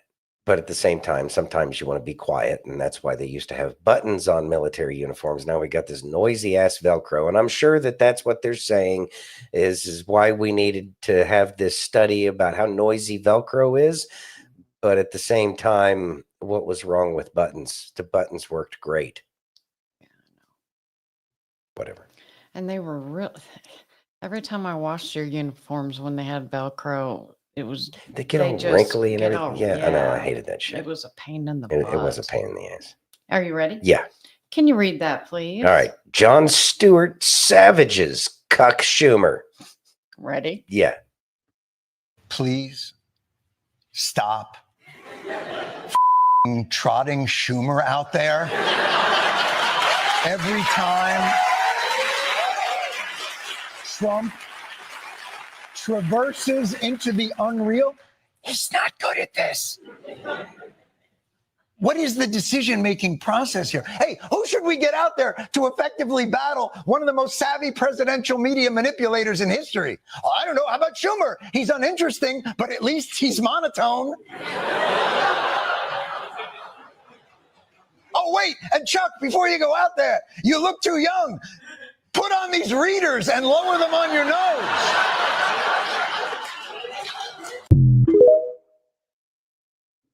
Thoughts? Left is always really good at eating itself, isn't it? Mm-hmm. Yeah, but What I just heard is that the left is the popularity contest of the left via Jon Stewart is trying to look for an exit themselves because they see that the ship is sinking. And the only reason why rats decide to leave a ship is because it's going down. Mm-hmm. F. Clint says, I can't think of Chuck without remembering raw burgers. Yeah. Yeah, there's so much about Schumer. Yeah. Mm-hmm. You ready? Mm-hmm. Can you read that, please? Mexican troops are already arriving at the border. Let's listen. Interesting. I know. Weird. Just before 9:30 Tuesday morning, 250 Mexican National Guard troops arrived in Tijuana. This video from our reporting partners, Televisa. A few hours later, after noon, another plane with another 250 military personnel. Their arrival at Air Force Base number 12 in Tijuana, a base just south of the border between the two U.S. ports of entry. If they want to play the game, I don't mind. We can play the game all they want. The troops' arrival comes just a day after President Trump announced a pause to the 25% tariffs on Mexico. Thoughts? It's weird. It's amazing how like national foreign policy applied in an appropriate manner has the ability to affect international change for the betterment of everybody. Mm-hmm. Wow. Who would have thought?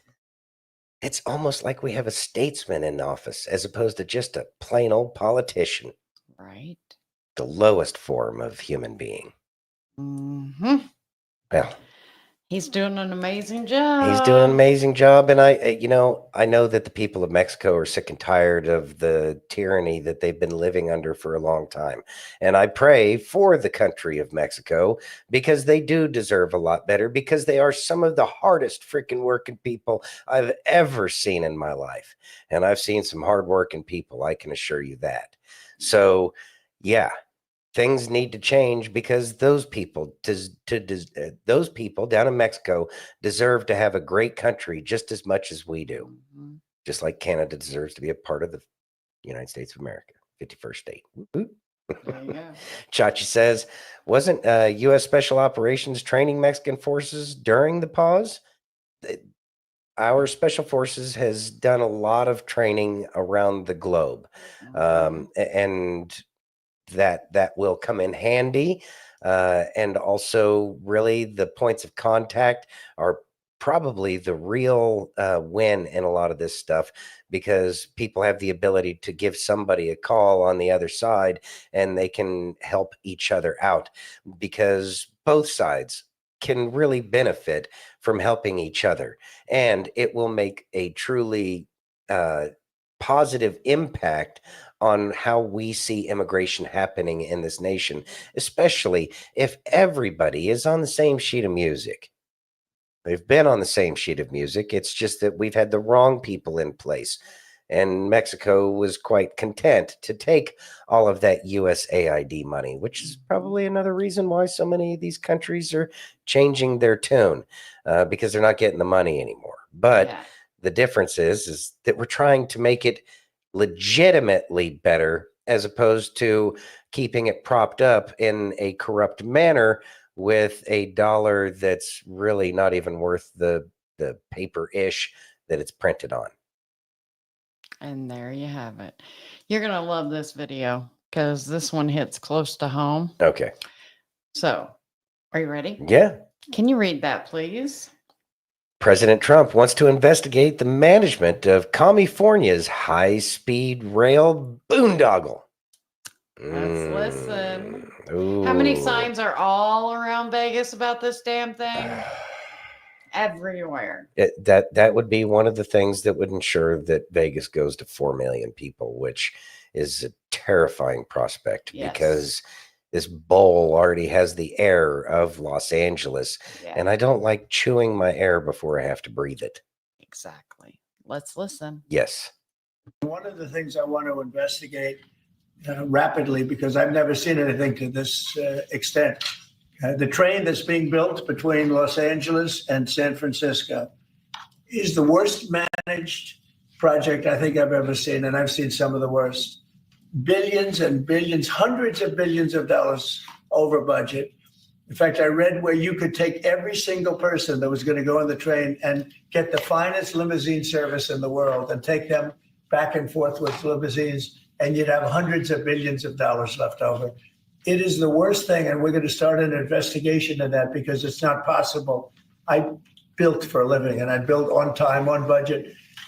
It's impossible that something could cost that much. And now it's not even going to San Francisco, and it's not going to Los Angeles. They made it much shorter.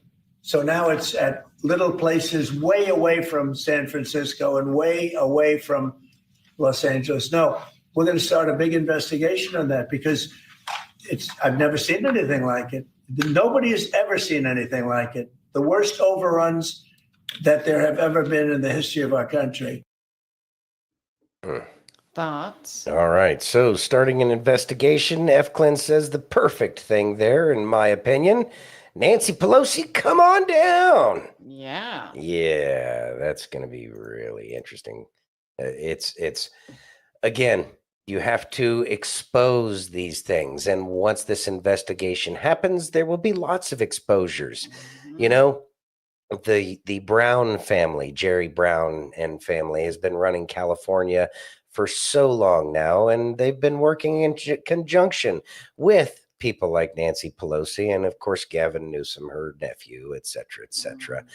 We know where the money's going. We know what's happening. We just need to see it in black and white. We need that smoking gun that they have been stealing from everybody. Straight up theft. And it will kill that project. And there might even be a reason for people to want to stay in California for a change, because once all this corruption goes away, who knows what it's really supposed to look like. You know, I keep looking at the values of houses or prices of houses because Kay and I would like to own a house at some point in time. Anyways, so we look at the price of houses and I see that there is the retail value of the house, and then I go down and look at the price history and I see the assessed value of the house. God, it sure would be nice, and people could stay in their hometown if they could buy a house for its assessed value. But maybe that's just my ignorance as to how this corrupt system is supposed to work. But why is the government saying the house is only worth a quarter, if that, of what the house is being sold for? And I think that corruption is perpetrated by the banks too. Wow, there's just going to be all sorts of things that come together, and it's going to be glorious. And I still won't be tired of winning. Right. Little Lunker says, unbelievable. Every bit of it is dang near fraudulent. Yeah, I think the surprising part would be the parts that weren't done fraudulently. It's like that's what we need to figure out is where were the non-fraudulent parts? That's what I want to know. Yeah. F. Clint says, we're going to need a third term for Trump. Well, yeah. Okay. Here, What? that one first. You mean fourth? Yeah. Hope says, you mean a fourth? So that means that we're going to have to get Congress and the Senate to go along with getting rid of I don't remember which amendment it is, but the one that limits presidential terms to 2 terms, or limits the president to 2 terms. I mean, that's a possibility, but I also have a feeling that as President Trump is getting longer in the tooth, I sure would like him to be able to, live his life a little bit. But he's more than welcome to continue to highlight those that can carry the torch in the future. If we leave President Trump in there forever, and this is just me musing on that, if we keep President Trump in there forever, we won't get the ability or the framework that he could provide if he wasn't actually in office, and he could provide a structure that would make sure that this true American way of doing things is able to continue on in the future. But yeah, it'd be nice to have him around that much longer. I know it would. Are you ready? Mm-hmm. Let's listen. All right. The Bible says in Isaiah chapter 60, verse 22, at the right time, I, the Lord, will make it happen. This is a reminder that God will provide for the plan and the purpose that he's created me for in the moment. So instead of spending my time worrying or complaining about the things that I lack, I find peace knowing that if it's for me, I'm not going to miss it. All right. So if it's not for me, I'm not going to miss it. Okay, so Isaiah chapter 60, verse 22, right?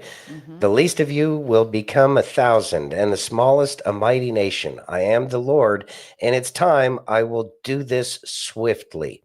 And I think that that's kind of what we're going to be heading to. So many of us have been minimized and have not had the opportunity to flourish. And now, as we see that everything's about to change, so many people are going to flourish. And this will become a mighty nation again, because we have been turning our hearts and thoughts and minds over to our Creator. And as long as we continue down that path, everything is going to change. And those who have been enslaving us will not have the opportunity to do so anymore. And it will create something that is far more beautiful than so many of us could even imagine. But we do have to keep our faith in him and know that things are going to change, and that life is just going to get better and better every single day. Every single day. Yep. Are you ready? Mm-hmm. Can you read that, please? Racist bigot Jasmine Crockett calls president a white supremacist and cries over mediocre white boys. You ready? I know. Let's listen. Mm-hmm.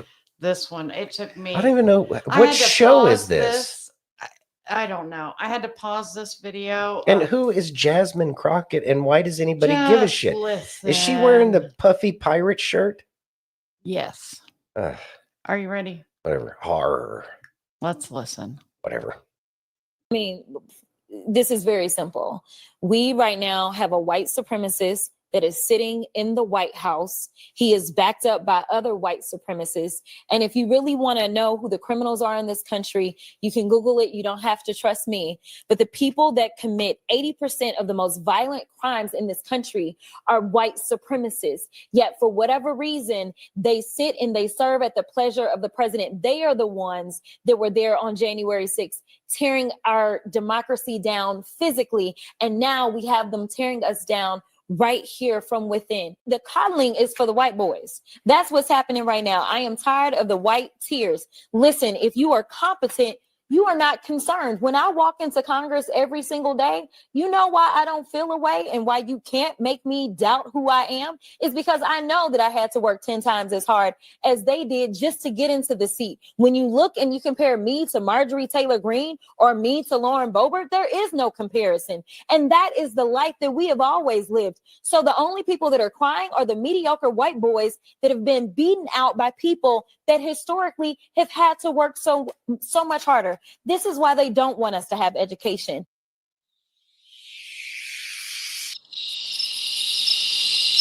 Stop.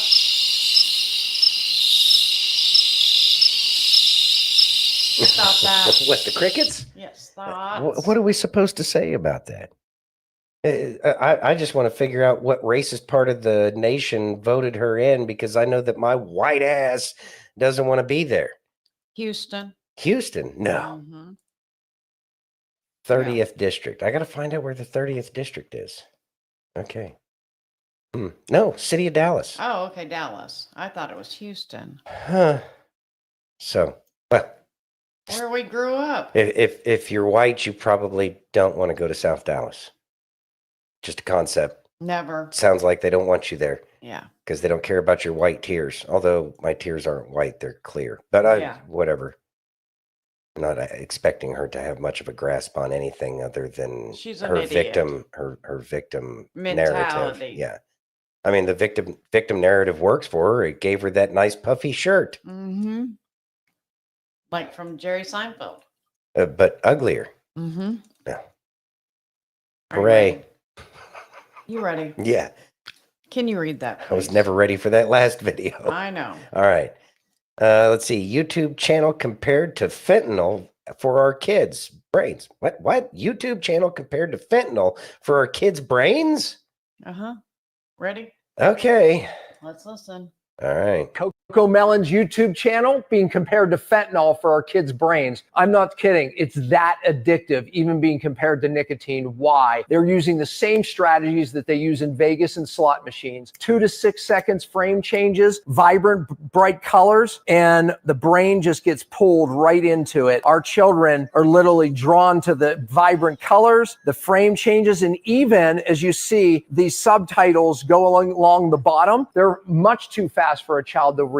They're literally, all they're doing is keeping our kids' brains addictive to the movement, even babies. Every 4 to 5 hours of screen time, studies show it can cause a nonverbal child. And not all screen time is created equal. This is far more addictive. And by the way, parents, when you take it away from your child, you're going to see fits of rage and behavior problems, just like you would take a drug away from a drug addict. I'm not kidding. This stuff should come with warnings. It will in the future. But right now, parents, we need to keep our kids away from this addictive show. It's designed that way. It is literally designed to keep kids' attention. They're exchanging literally dollars and wealth for cognitive behavior. Warn your friends. Thoughts? Get your kids out of the damn house and make sure they're outside. Go live, children. Get off of the computer shit. There is really nothing much of value on the internet. Here too. Not that much value that it's worth losing your children's brains over. It's very important that we take care of human beings through human interaction. And a lot of parents use these tablets and phones and everything as a de facto babysitter. Yeah. Meanwhile, that de facto babysitter is designed to program your child. So many of these things, and this is just one, so many of them use the same thing. So many things on YouTube, so many things on Facebook, Twitch, X, Rumble. Well, actually, I don't think Pill uses any of that stuff because it's a different kind of platform altogether. But the thing is it's not healthy for us. It's not good. And we need to make sure that we are getting outside. Again, doctors, when they used to doctor properly, would tell you diet, exercise, and sunlight. Mm-hmm. Get your kids or your grandkids some diet, exercise, and sunlight. And that will heal so many of these things. But expect the piss poor reactions because it is a dopamine rush. And so all these kids are a bunch of addicts. They're just addicted to a phone. Yeah. Steph says, my son won't let my grandson watch none of that. Good. Yeah, Jenny said they all have Chromebooks at school now. Okay. That's crazy. It is very annoying. It just, yeah, they got computers. They're here to make our lives better, but it sure does seem to have created a lot more complication. I also remember them selling us on the concept that we would use far less paper by using personal computers because we could do everything online. And yet we have so much more paper than we ever had before. Yep. You ready? Mm-hmm. Can you read that, please? Need a healthy relationship with technology. Mm-hmm. All right. Nancy Mace is based. Let's listen. We should. Mr. Chairman, parliamentary inquiry. Yes, sir. The gentlelady has used a phrase that is considered a slur in the LGBTQ community and the transgender community. And let me please finish without interruption. And tranny. I don't really care. You want penises in women's bathrooms, and I'm not going to have it. Okay. No, thank you. Let It's disgusting. let the gentleman. All right. Got a smackdown on that one. That was pretty epic. Mm-hmm. Just, Tranny. But I mean, think about it. This guy is trying to silence somebody. Mm-hmm. Let's be real about this. He's trying to silence another member of Congress by utilizing what Orwell would call wrongthink. Mm-hmm. We don't care about wrongthink because we have the First Amendment. And it wasn't designed to piss anybody off. Well, probably when she said tranny. But then again, he fired the first shot when he tried to silence her. And so if he doesn't like her language, he can get glad in the same pants he got mad in or the same dress that he got mad in. Right. Either way, just let the conversation go on, because the people are tired of not being able to say something. You know, I saw a video about the lady boys over in Thailand or whatever it is. Yeah. And they're not upset by being called lady boys because they understand what they are. They accept what they have chosen as their chosen lifestyle. Yeah. And that's the way people need to. If you want to be a dude wearing a dress and having a beard, you know, expect to be called what you present yourself to the world as. Facts. And if you don't like it, I'm sure there's little clubs where you can go and everybody can be in your little fantasy land. And that's okay, because then you'll be around people of a like mind, and then you can all make each other feel better about what you're choosing to do. But I don't make you go along with the shit that I want in life. So why do I have to return the favor? Yeah. Anyways, Chachi says, is she single? I love her. Yeah. F. Clun says, that was funny live. I bet it was. Steph says, was that Marjorie Taylor Greene? No, that was Nancy Mace. Nancy Mace. Mm-hmm. You ready? Yes, ma'am. Can you read that, please? Marco Rubio tells Megyn Kelly his vision for foreign policy. Let's listen. Yeah, we need to listen to that. As a Republican, because you look at the Republican Party and it's fractured internally about where we should be on foreign policy. It's not like during the Bush years where it was, you know, we were much more neocon-y on the right. And now there's a real division within the right, within MAGA even, on what should we do about Ukraine? There's most of the party, I think, wants nothing to do with that anymore. What kind of saber rattling should we be doing about Iran? You know, there's a large strain that believes none. We should be focused on China, and we should stop demonizing Iran and Russia and keep our eye on our biggest threat. I know you think they're our biggest threat as well. So just give me the 30,000 foot level view of how you're going to navigate that fraction. Well, I think we spend a lot of time in American politics debating tactics, like what we're going to do, who we're going to sanction, what letter we're going to send or whatever. I think it really has to start with strategy. What is the strategic objective? What's the purpose, the mission? And I think the mission of American foreign policy, and this may sound sort of obvious, but I think it's been lost. The interest of American foreign policy is to further the national interest of the United States of America, right? I mean, and that's the way the world has always worked. The way the world has always worked is that the Chinese will do what's in the best interest of China. The Russians will do what's in the best interest of Russia. You know, the Chileans are going to do what's in the best interest of Chile. And the United States needs to do what's in the best interest of the United States. Where our interests align, that's where you have partnerships and alliances. Where our differences are not aligned, that is where the job of diplomacy is to prevent conflict while still furthering our national interest and understanding they're going to further theirs. And that's been lost. And I think that was lost at the end of the Cold War because we were the only power in the world. And so we assumed this responsibility of sort of becoming the global government in many cases, trying to solve every problem. And there are terrible things happening in the world. There are. And then there are things that are terrible that impact our national interest directly.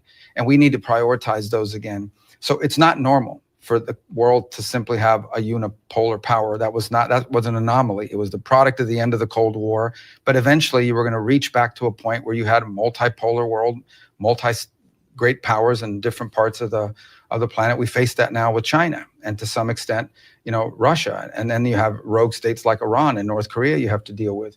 So now more than ever, we need to remember that foreign policy should always be about furthering the national interest of the United States, and doing so to the extent possible, avoiding war and armed conflict, which we have seen 2 times in the last century be very costly. You know, they're celebrating the 80th anniversary this year of the end of the Second World War. You know, that I think if you look at the scale and scope of destruction and loss of life that occurred, it would be far worse if we had a global conflict now and life on the planet. I mean, it sounds like hyperbole, but that's how you have multiple countries now who have the capability to end life on Earth.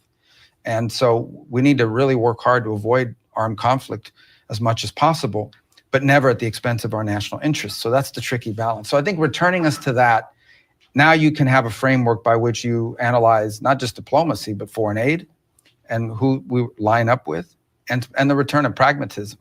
And that's not an abandonment of our principles. I'm not a fan or a giddy supporter of some horrifying human rights violator somewhere in the world. By the same token, diplomacy has always required us And foreign policy has always required us to work in the national interest, sometimes in cooperation with people who we wouldn't invite over for dinner, or people who we wouldn't necessarily ever want to be led by. And so that's a balance, but it's the sort of practice. Thoughts? Okay, so this is something that we've been talking about here for a long time, is we need statesmen, not politicians, and that our foreign policy, whenever we go to war, is a failure of the State Department to do its job to prevent a war. And too often we've gone straight to we're going to kick your ass, we're going to free the shit out of you, America. And I mean, yeah, we've had the capability, but look at where it's got us. But that's because our foreign policy has been influenced by organizations like USAID, and they won't be able to influence that. Also, there's been a couple of changes since that article, obviously, because now we're hearing that Ukraine is going to be working with us to get us rare earth minerals. And I just saw an article today about Iran is making a very real nuclear non-proliferation kind of treaty. So Marco Rubio is out there. As a matter of fact, it kind of sounds like Marco Rubio is already working on those very two things. Of course, then again, that kind of points to the possibility that some of the press is still very curated, and that's okay for now. But it does tell us that we need to continue to keep our eyes open, and we can't go back to sleep. But we have to make sure where exactly it is they're leading the people of this nation. After all, so much of America is not exactly what we would call enlightened. And that lack of enlightenment, reference that one gal that didn't know what a woman was earlier, but demands that white people listen to everything she has to say.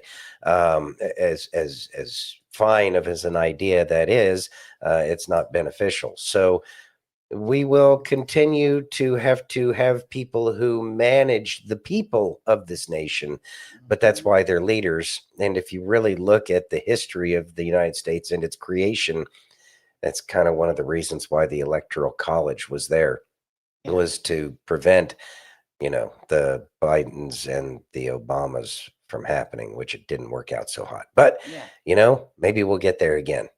So Rubio 2.0, and I was trying to look for it and I couldn't see it while it was there. But what I will say is there was a Delta in Q today that specifically said that there's more good people than you think. And it's easy to see bad in so many of the people who have been elected for so long, but it doesn't mean that they weren't playing the game in a manner which we did not understand before, but it will look like they've made some kind of a turnaround. But what that really means is that they were screwing over the swamp the whole time. Yeah. Randoon says, I think he is a placeholder and they wanted him out of Florida. I mean, he seems to be on the straight and narrow right now, though. I see what you're saying, Randoon. And I hope, that fear that I share as well is false, and that he really is a good guy, because that would be a big help. Also, Secretary of State traditionally has been a pathway to the White House as president. Yeah. Since John Adams, I might add. Yeah. Our second president, just for those people who didn't know. But I think everybody who watches this already knows that. But I digress. Are you ready? Yeah. Let's listen. All right. Sex isn't love. Dating, not love either. Talking to someone 24/7 or staying up all night for them, that's still not love. Love is when someone sees your flaws, your tough side, and still chooses you every day. It's someone who steps up when you can't. Someone who holds you when the tears won't stop. Love is when they remind you of the good in you, even when all you see is the bad. It's that person who checks in on you, who thinks about you every morning and every night. It's the kind of devotion that doesn't fade, the kind that shows up in little ways you never even have to ask for. And it's something you can feel in your bones. You'll know it's real when they show up, even in the moments that aren't easy. That's what real love looks like. It's not about the big gestures. It's about who shows up when it matters most. Someone who sticks with you, even in the hardest moments.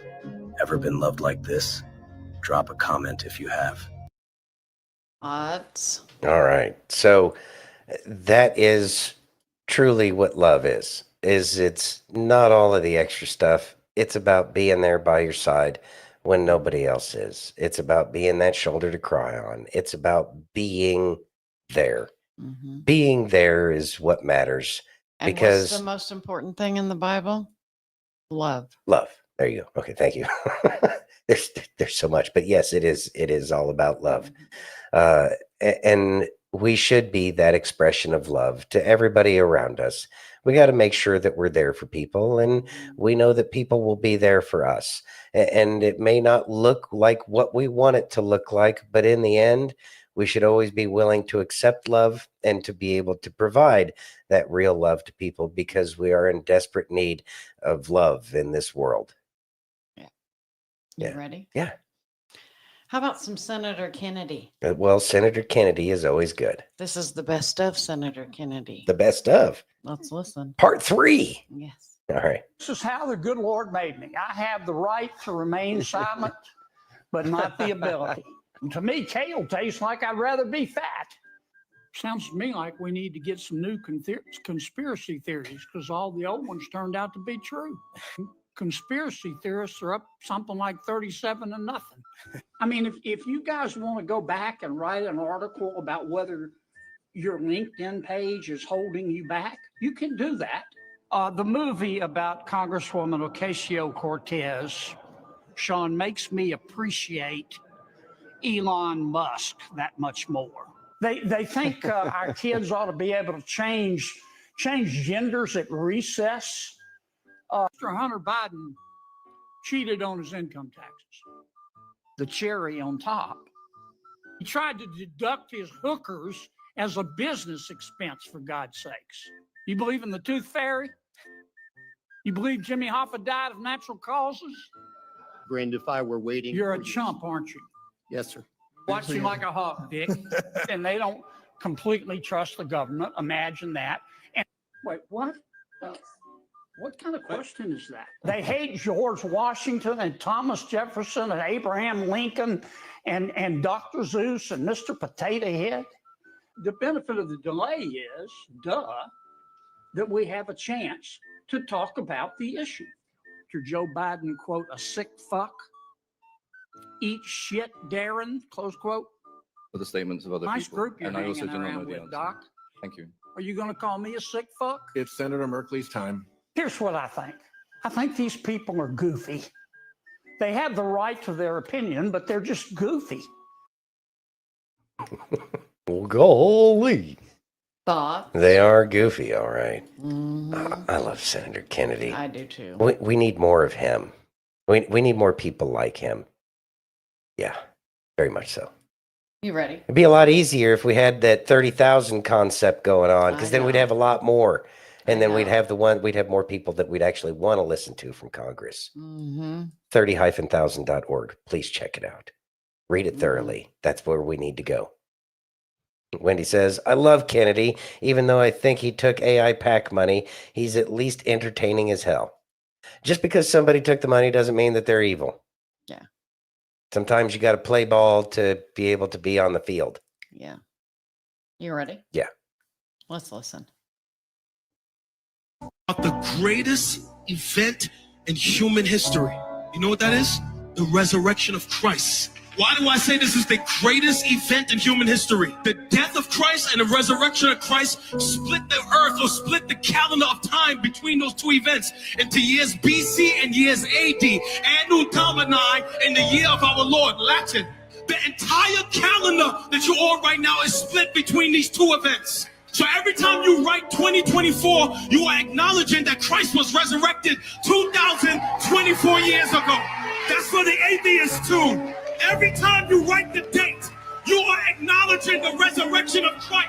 This is in the Bible. Without the resurrection of Christ, Paul said, we have believed in vain. All of this is vain if Christ is not raised. Muhammad is in a box. Joseph Smith is in a box.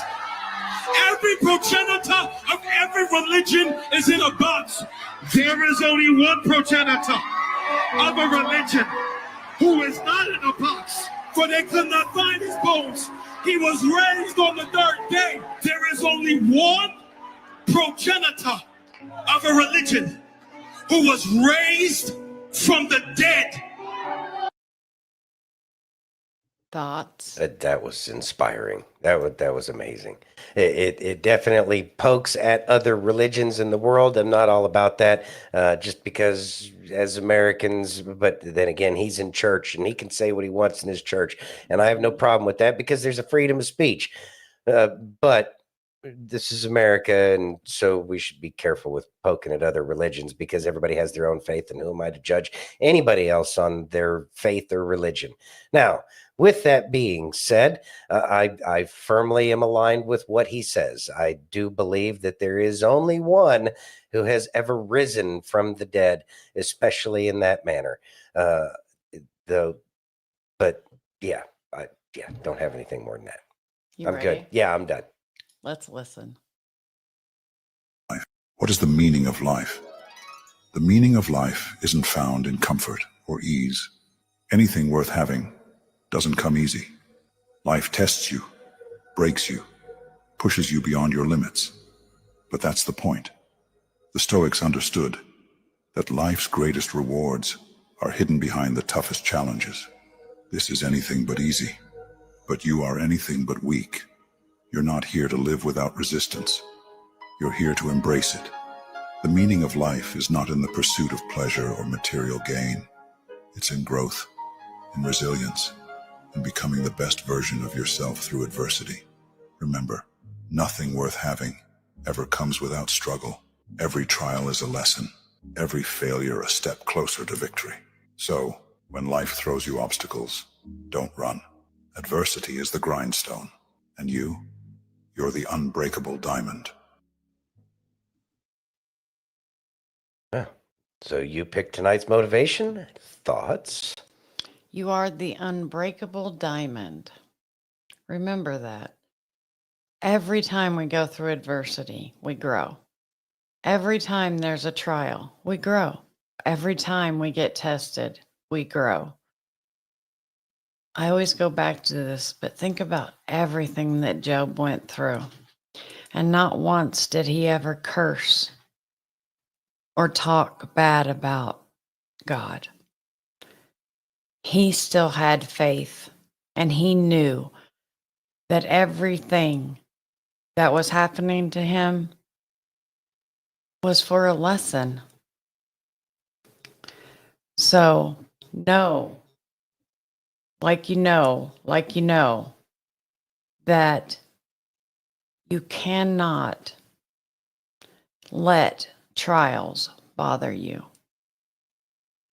You have to know that you're here to learn. We're in this big schoolhouse they call Earth.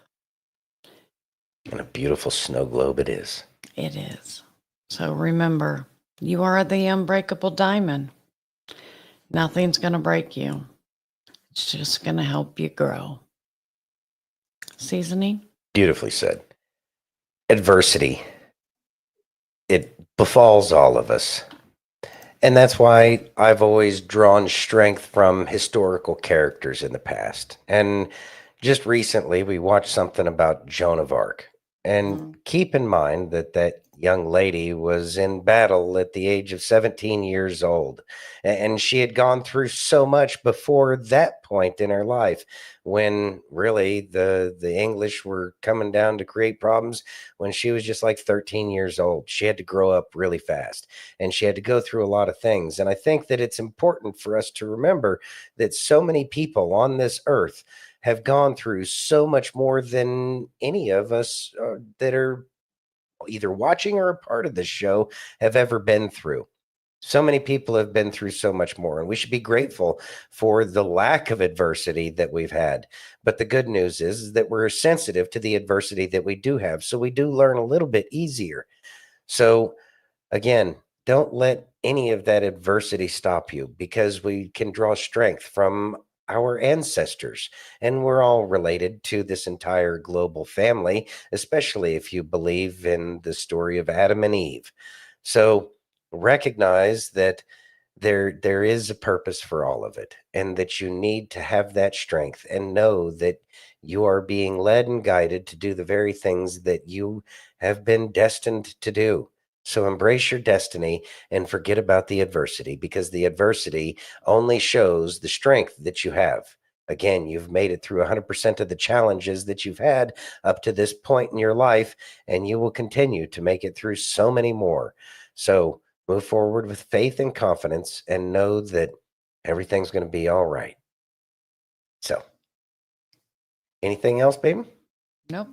All right. So, anyways, we do appreciate each and every one of you for joining us tonight. We thank you for joining us on Facebook, YouTube, Twitch, X, Rumble, and Pill.net. Oh, yeah, we're going to be here tomorrow, too. Did it backwards. But anyways, we'll be here 7 p.m. Pacific, 4 p.m. Eastern. And we look forward to seeing all of you. Absolutely. And if you haven't already, please take a minute and give us that virtual hug. If you're over on Rumble or YouTube, hit that thumbs up. If you're over on Pill.net, take that red pill. If you're over on X, smash that heart. And if you're on Facebook, you're our wonderful, loving family. And we know you love to push buttons, and there's 7 of them over there.